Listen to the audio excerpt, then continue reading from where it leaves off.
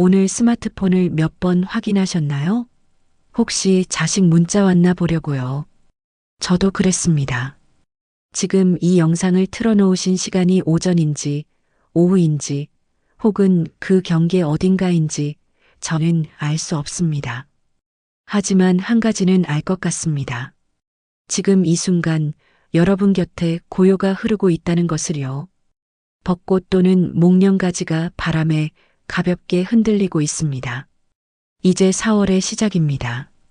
창밖을 보면 꽃봉오리들이 제각각의 속도로 기지개를 켜고 있습니다. 저 꽃들은 누구의 허락도 구하지 않습니다. 때가 되면 피고 누군가 알아봐주지 않아도 그냥 피어납니다. 그런데 우리는 어떨까요? 오늘도 혹시 스마트폰을 손에 쥔 채 화면을 들여다보고 계시진 않았나요? 아이들 전화벨이 울리길 아니면 적어도 문자 하나라도 오길 기다리면서요. 그렇게 오전 1시간이 지나고 점심이 지나고 어느새 창밖이 어두워지고 나서야 오늘도 그냥 지나갔구나 하고 긴 숨을 내쉬시진 않으셨나요? 부끄러운 일이 아닙니다.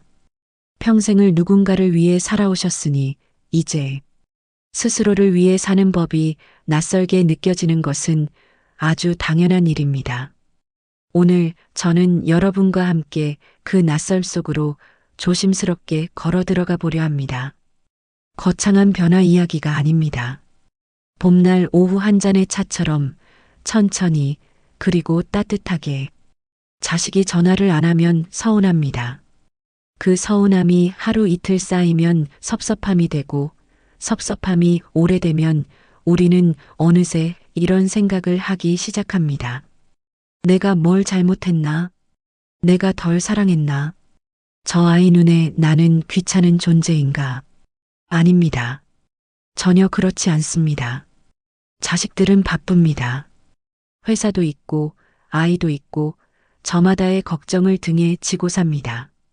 부모가 떠오르지 않는 게 아니라 생각은 나지만 전화를 들기까지의 그 짧은 에너지조차 내기 어려운 날들이 있는 겁니다. 우리도 젊었을 때 그랬습니다. 부모님께 자주 못했던 기억, 다들 하나씩은 갖고 계시잖아요. 문제는 자식에게 있는 것이 아닙니다. 문제는 우리가 자식의 연락을 행복의 조건으로 만들어버렸다는 데 있습니다. 우리는 평생을 관계 속에서 의미를 찾아왔습니다. 누군가의 엄마, 누군가의 아내, 누군가의 딸로 살면서 나라는 사람보다 역할이 먼저였습니다. 그 역할이 점점 비워지기 시작하는 이 시간이 어쩌면 우리가 처음으로 온전한 나를 마주하는 순간일 수 있습니다. 두렵게 느껴지시나요? 그렇다면 오히려 잘 오셨습니다. 두려움을 느낀다는 것은 아직 살아있다는 뜻이니까요. 옛날에 들었던 이야기 하나를 해드릴게요. 제가 몇 년 전 어느 모임에서 70대 후반의 어르신 한 분을 만났습니다. 처음 뵀을 때부터 뭔가 달랐습니다. 표정이 편안했고 말씀이 느렸고 주변 사람들의 이야기를 들을 때 눈빛이 따뜻했습니다. 뭔가 오랫동안 혼자 생각을 많이 하신 분 특유의 고요함이 있었어요. 모임이 끝나고 잠깐 둘이 앉아 이야기를 나누게 됐는데 제가 여쭤봤습니다. 어르신은 혼자 계신 시간이 외롭지 않으세요? 그분이 잠깐 웃으시더니 찻잔을 두 손으로 감싸주면서 이렇게 말씀하셨습니다. 아이들은 내 삶에 잠시 머물다 간 손님이었어. 처음엔 그 말이 서운했는데 나중엔 그게 얼마나 아름다운 비유인지 알게 됐어. 손님이 편히 머물다 갈 수 있도록 내가 좋은 집주인이 되어줬던 거야. 그리고 이제 손님이 떠났으니 이 집은 오롯이 나의 것이 된 거야. 저는 그 말을 듣고 한동안 아무 말도 못했습니다. 서운하지 않으세요? 라고 다시 여쭤보려다가 그냥 입을 다물었습니다. 그분의 얼굴에 서운함이 없었거든요. 진짜로. 억지로 괜찮은 척하는 표정이 아니라 오랜 시간 그 마음과 싸우고 싸우다가 어느 날 조용히 화해한 사람의 얼굴이었습니다.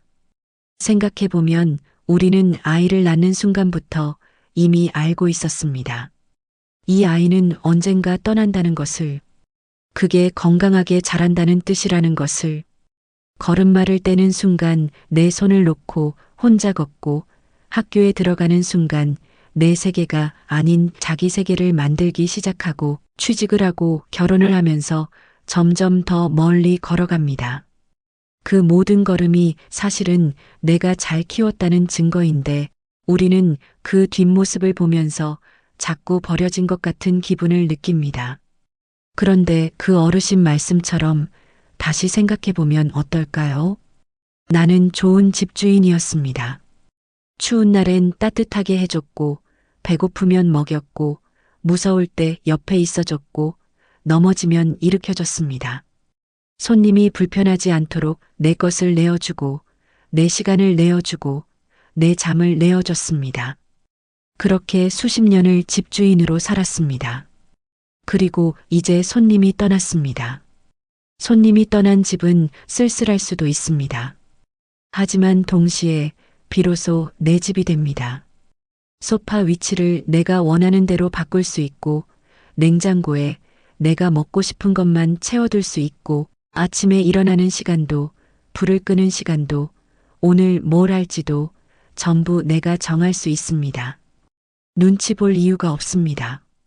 맞춰줄 이유도 없습니다. 이 집의 주인은 이제 완전히, 오롯이 당신입니다. 그 어르신이 마지막으로 이런 말씀을 덧붙이셨습니다. 그 애들이 가끔 오면 반갑고 가면 또 홀가분해. 손님이니까. 손님은 오면 반갑고 가면 홀가분한 거잖아. 그러시면서 소리내어 웃으셨습니다. 그 웃음이 참 좋았습니다. 억지스럽지 않고 자랑스럽지도 않고 그냥 오래 살아온 사람만이 가질 수 있는 잔잔하고 단단한 웃음이었습니다. 저는 그날 집에 오면서 생각했습니다. 저도 언젠가 저런 웃음을 가질 수 있을까? 그리고 지금도 가끔 그 어르신 얼굴이 떠오릅니다. 찻잔을 두 손으로 감싸 쥐던 그 모습이요. 여러분도 언젠가 그 웃음을 가지실 수 있습니다. 아니, 가지셔야 합니다.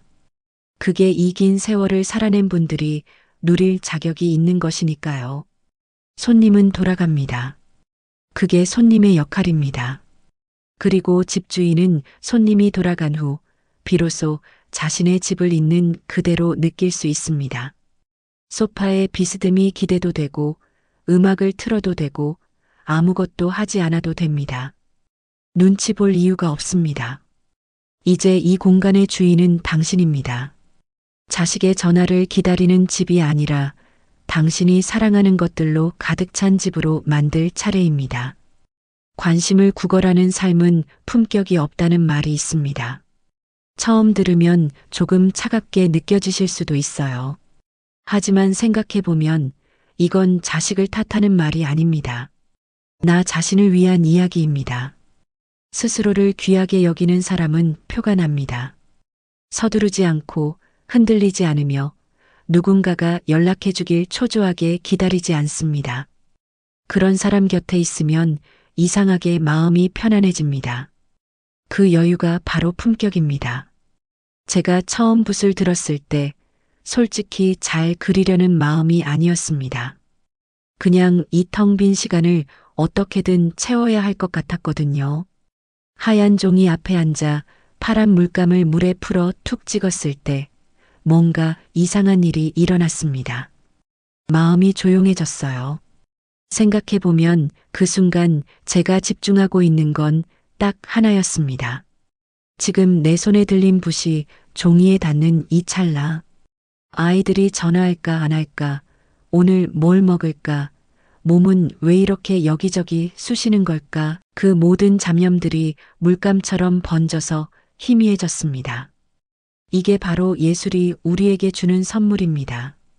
대단한 작품을 남기기 위해서가 아니라 지금 이 순간 내가 여기 있다는 것을 확인하기 위해 우리는 무언가를 만듭니다.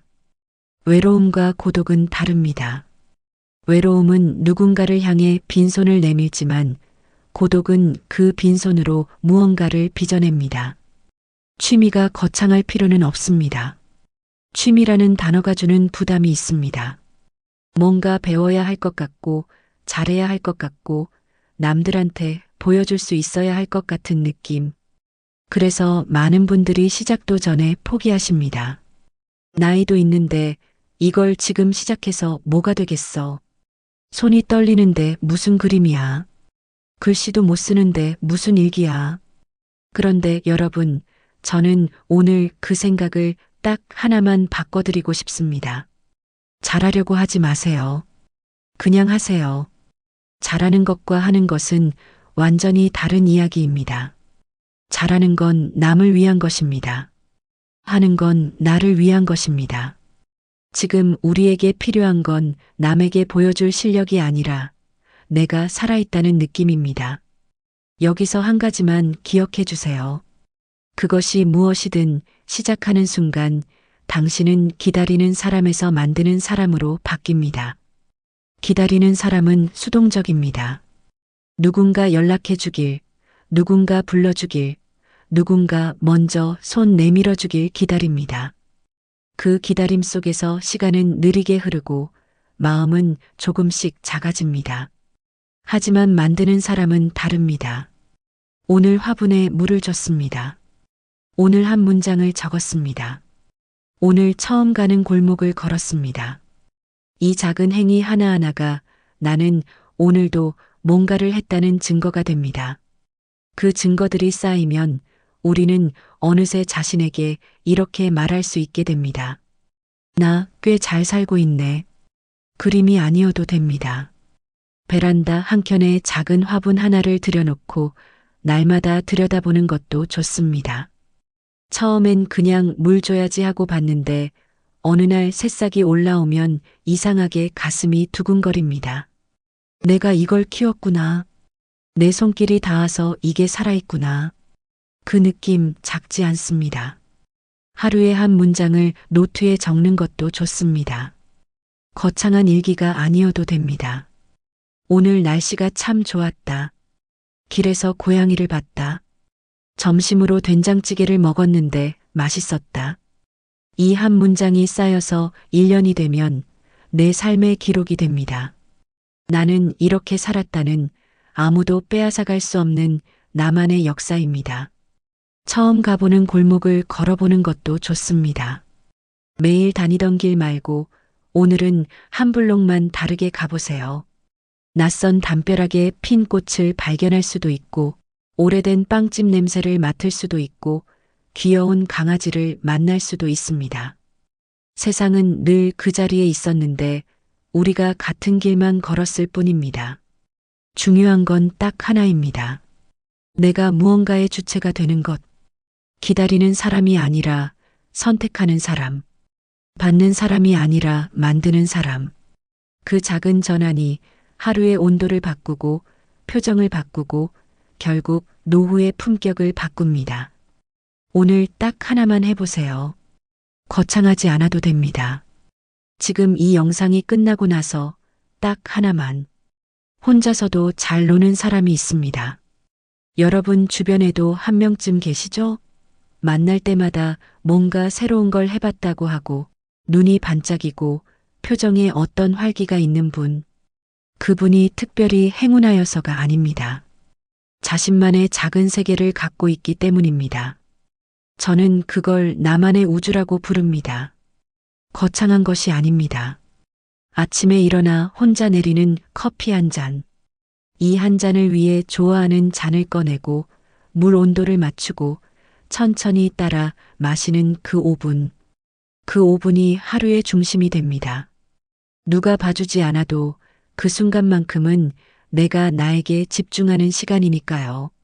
스스로를 대접할 줄 아는 사람은 다릅니다. 그 여유로움이 얼굴에 배어 나오고 그 아우라가 자연스럽게 사람들을 끌어당깁니다. 공원 산책 장면입니다. 봄꽃 나무 아래 혼자 걷는 뒷모습. 서두르지 않는 걸음. 오늘 여러분께 3가지를 제안드립니다. 아주 작은 것들입니다. 첫째, 나를 위한 의식 하나를 만드세요. 매일 같은 시간에 차를 내리든 일기를 한 문장 쓰든 창밖을 5분 동안 바라보든 그 반복이 쌓이면 닻이 됩니다. 흔들려도 다시 돌아올 수 있는 곳이 생기는 겁니다. 둘째, 아름다운 것 하나를 방 안에 들이세요. 값비싼 것이 아니어도 됩니다. 좋아하는 색깔의 꽃 한 송이, 마음에 드는 엽서 한 장, 오래된 사진 한 컷, 눈길이 닿을 때마다 기분이 조금 달라지는 것이면 충분합니다. 셋째, 매주 한 번 혼자만의 외출을 해보세요. 목적 없어도 됩니다. 동네 한 바퀴를 돌아도 되고 카페에 앉아 커피 한 잔을 마셔도 됩니다. 중요한 건 스마트폰을 가방에 넣어두는 것. 그 한 시간만큼은 오롯이 걸어가는 내 발 맞는 공기, 보이는 색깔에만 집중해 보세요. 4월의 봄볕은 누구에게나 공평하게 내리쬐입니다. 그 빛은 자식이 많은 집에도 혼자 있는 방에도 똑같이 들어옵니다. 그 빛 아래서 무엇을 할지 결정하는 것은 우리 몫입니다. 오늘부터 스마트폰 화면 대신 창밖을 바라보는 시간을 조금 더 늘려보세요. 자식한테 연락이 왔나를 확인하기 전에 오늘 내가 뭘 하고 싶지를 먼저 물어보세요. 꽃들을 보세요. 아무도 응원해주지 않아도, 아무도 알아주지 않아도 때가 되면 그냥 핍니다. 그게 꽃의 방식입니다. 우리도 그렇게 살 수 있습니다. 누가 먼저 연락해 주길 기다리지 않고, 누가 알아봐 주길 바라지 않고, 그냥 오늘 내가 아름다운 것에 눈길을 주고, 맛있는 것에 감사하고, 살아있는 이 몸을 소중히 다루는 것. 그것으로 충분합니다. 홀로 서는 연습은 혼자가 되는 연습이 아닙니다. 인생에서 가장 오래 함께할 사람, 바로 나 자신과 깊이 친해지는 과정입니다. 여러분의 노후가 타인의 연락에 흔들리지 않고 봄꽃처럼 단단하고 고요하게 피어나길 진심으로 응원합니다. 오늘 이긴 이야기를 끝까지 함께 해주셔서 감사합니다. 여러분의 오늘 하루 평안하시길 바랍니다. 구독과 좋아요 부탁드려도 될까요? 다음에 또 이런 이야기로 찾아올게요. 여러분 곁에 봄이 오고 있습니다.